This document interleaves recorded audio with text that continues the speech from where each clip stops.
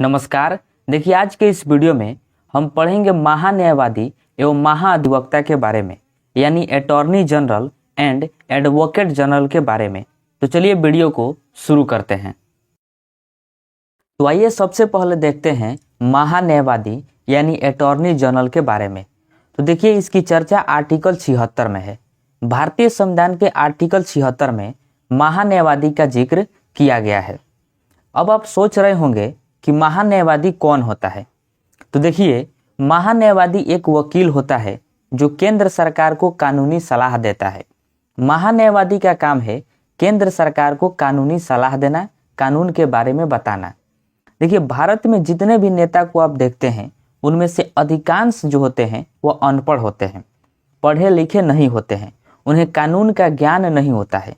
तो उन्हें कानूनी प्रक्रिया बताने के लिए या फिर कानूनी सलाह देने के लिए केंद्र में एक व्यक्ति होता है जिसे महान्यायवादी या अटॉर्नी जनरल कहते हैं। तो महान्यायवादी का काम होता है केंद्र सरकार को कानूनी सलाह देना, कानून के बारे में बताना। इसलिए महान्यायवादी को केंद्र सरकार का प्रथम विधि अधिकारी कहते हैं। ये प्रश्न एग्जाम में कई बार पूछा गया है कि केंद्र सरकार का प्रथम विधि अधिकारी कौन होता है, तो होता है महान्यायवादी। अब आप जानते हैं कि महान्यायवादी एक वकील होता है, तो वकीलों का काम होता है मुकदमे लड़ना। इसलिए महान्यायवादी जो होता है वह केंद्र सरकार के मुकदमे को लड़ता है। महान्यायवादी केंद्र सरकार के किसी भी मुकदमे को लड़ता है। मान लीजिए कि कोई व्यक्ति है या फिर किसी पार्टी के द्वारा केंद्र सरकार पर मुकदमा हो गया या फिर केस हो गया, तो उस मुकदमे को लड़ने का काम कौन करेगा, तो महान्यायवादी करता है। क्योंकि महान्यायवादी जो होता है वह केंद्र सरकार की किसी भी मुकदमे को लड़ता है केंद्र सरकार के तरफ से। अब बात करते हैं इसकी नियुक्ति की। तो देखिए, इसकी नियुक्ति राष्ट्रपति के द्वारा की जाती है। महान्यायवादी की नियुक्ति जो होती है वह राष्ट्रपति के द्वारा होती है। यह राष्ट्रपति की इच्छा अनुसार होता है। इसे जब चाहे राष्ट्रपति हटा सकते हैं। महान्यायवादी अपने पद पर राष्ट्रपति की इच्छा अनुसार रहता है। राष्ट्रपति जब चाहे तब महान्यायवादी को हटा सकते हैं। यानी यह राष्ट्रपति के प्रसाद पर्यंत होता है। देखिए, प्रसाद पर्यंत का मतलब ही होता है इच्छा अनुसार। तो महान्यायवादी राष्ट्रपति के इच्छा अनुसार अपने पद पर बना रहता है। इसलिए यह पूर्वकालिक नहीं होता, यानी 5 वर्ष के लिए नहीं होता है। महान्यायवादी अपने पद पर 5 वर्ष के लिए नहीं होता है। राष्ट्रपति चाहे तो इसे 5 वर्ष के पहले भी हटा सकते हैं या फिर 5 वर्ष तक इसे रख सकते हैं। अब बात करते हैं इसकी सदस्यता की। महान्यायवादी जो होता है वो संसद का सदस्य नहीं होता है, लेकिन कार्यवाही में भाग लेता है। महान्यायवादी संसद की कार्यवाही में भाग लेता है, संसद में बैठता भी है, संसद में बैठकर कानूनी सलाह भी देता है। लेकिन जब किसी विधेयक पर वोटिंग होती है तो महान्यायवादी वोट नहीं करता, क्योंकि वह संसद का सदस्य नहीं होता है। जो संसद का सदस्य होता है वही मतदान प्रक्रिया में भाग ले सकता है, अन्यथा नहीं ले सकता। तो महान्यायवादी तो संसद का सदस्य होता नहीं है, इस वजह से यह मतदान की प्रक्रिया में भाग नहीं लेता है। अब देखिए, महान्यायवादी को संचित निधि से वेतन नहीं मिलता, केवल इसे आने जाने एवं रहने का खर्च दिया जाता है। वेतन के रूप में इसे कुछ नहीं दिया जाता। इस वजह से निजी व्यक्तियों का भी मुकदमा लड़ता है। महान्यायवादी वेतन नहीं मिलने के चलते यह निजी व्यक्ति यानी आम व्यक्तियों का भी मुकदमा लड़ सकता है।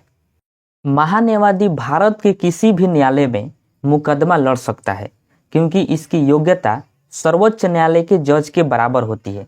देखिए, महान्यायवादी जो होता है वो भारत के किसी भी न्यायालय, चाहे वो सुप्रीम कोर्ट हो, हाई कोर्ट हो या फिर डिस्ट्रिक्ट कोर्ट हो, किसी भी न्यायालय में यह मुकदमा लड़ सकता है, क्योंकि इसकी योग्यता जो होती है वो सुप्रीम कोर्ट यानी सर्वोच्च न्यायालय के जज के बराबर होती है।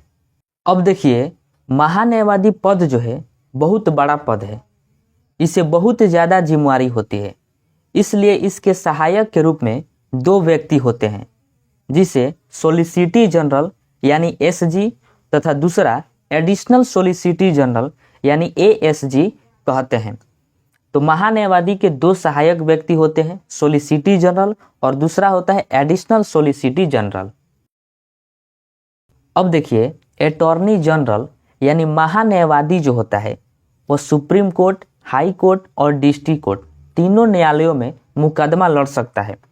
लेकिन अगर इसके सहायक की बात की जाए, सॉलिसिटर जनरल यानी एसजी की, तो यह सुप्रीम कोर्ट में मुकदमा नहीं लड़ सकता, केवल हाई कोर्ट और डिस्ट्रिक्ट कोर्ट में ही मुकदमा लड़ सकता है। और एएसजी यानी एडिशनल सॉलिसिटर जनरल जो होता है, यह सुप्रीम कोर्ट और हाई कोर्ट में मुकदमा नहीं लड़ सकता, केवल यह डिस्ट्रिक्ट कोर्ट में ही मुकदमा लड़ सकता है। तो एजी जो होता है वह तीनों न्यायालयों में मुकदमा लड़ सकता है, और एसजी केवल सुप्रीम कोर्ट में मुकदमा नहीं लड़ सकता, हाई कोर्ट और डिस्ट्रिक्ट कोर्ट में लड़ सकता है, और एएसजी केवल यह डिस्ट्रिक्ट कोर्ट में ही मुकदमा लड़ सकता है। तो इसको आप याद रखिएगा क्योंकि एग्जाम में पूछा जाता है। अब देखिए, करंट अफेयर से एक क्वेश्चन है कि वर्तमान भारत में 16वें महान्यायवादी कौन है? तो इसका आंसर हो जाएगा आर वेंकट रमणी। देखिए, आर वेंकट रमणी जो है ये वर्तमान भारत के 16वें अटॉर्नी जनरल है, यानी महान्यायवादी हैं। अब आइए पढ़ते हैं महाधिवक्ता यानी एडवोकेट जनरल। तो देखिए, इसकी चर्चा आर्टिकल 165 में है। भारतीय संविधान के आर्टिकल 165 में महाधिवक्ता की चर्चा की गई है। देखिए, जिस प्रकार केंद्र सरकार को कानूनी सहायता देने के लिए एक महान्यायवादी होता है, उसी प्रकार राज्य सरकार को भी कानूनी सहायता देने के लिए एक महाधिवक्ता होता है। महाधिवक्ता जो होता है वो राज्य सरकार को कानूनी सहायता देता है, कानूनी प्रक्रिया को बताता है। यह राज्य सरकार का प्रथम विधि अधिकारी होता है। जिस प्रकार केंद्र सरकार का प्रथम विधि अधिकारी महान्यायवादी यानी अटॉर्नी जनरल होता है, उसी प्रकार राज्य सरकार का भी प्रथम विधि अधिकारी महाधिवक्ता यानी एडवोकेट जनरल होता है, जो राज्य सरकार को कानून की सलाह देता है। तो राज्य सरकार को कानून की सलाह कौन देता है? तो महाधिवक्ता देता है। इसको आप याद रखिएगा।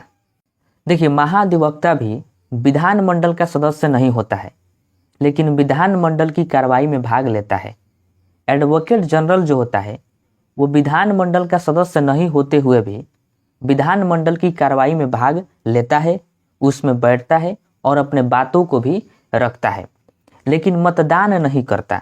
किसी विधेयक पर जब वोटिंग होती है यानी मतदान की प्रक्रिया चालू होती है विधानमंडल में, तो महाधिवक्ता मतदान नहीं करता यानी वोट नहीं करता, क्योंकि वह विधानमंडल का सदस्य नहीं होता है। देखिए, जैसे केंद्र सरकार का महान्यायवादी राष्ट्रपति के इच्छा अनुसार होता है, उसी प्रकार महाधिवक्ता भी राज्यपाल के इच्छा अनुसार होता है। यानी राज्यपाल जब चाहे महाधिवक्ता यानी एडवोकेट जनरल को हटा सकता है। यानी महाधिवक्ता जो होता है वो राज्यपाल के इच्छा अनुसार अपने पद पर बना रहता है। किसी भी राज्य की महाधिवक्ता की योग्यता हाई कोर्ट के जज के बराबर होती है। यानी किसी भी राज्य की महाधिवक्ता हाई कोर्ट के जज के बराबर अपनी योग्यता रखता है। यानी हाई कोर्ट का जज और महाधिवक्ता ये दोनों बराबर होते हैं। आई होप कि आपको ये पूरा समझ में आ गया होगा, और मिलते हैं अगले वीडियो में।